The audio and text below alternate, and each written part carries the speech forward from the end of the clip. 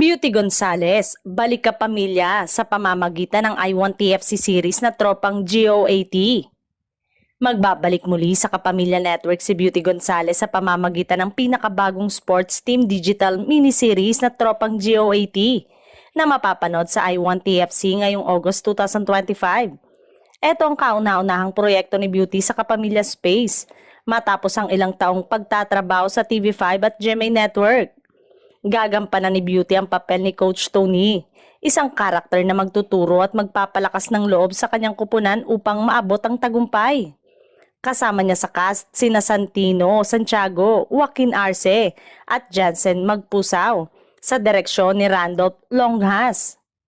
Kamakailan ay ginanap ang isang special pilot screening para sa naturang serye kung saan hinangaan si Beauty dahil sa kanyang beautiful energy na nagbigay sigla sa event. Ayon sa mga dumalo, makikita sa proyekto ang kakaibang side ng aktres na kilala sa kanyang mga matitinding drama ang ginagampanan. Ngunit ngayon ay bibida sa isang kwentong puno ng inspirasyon at sports action.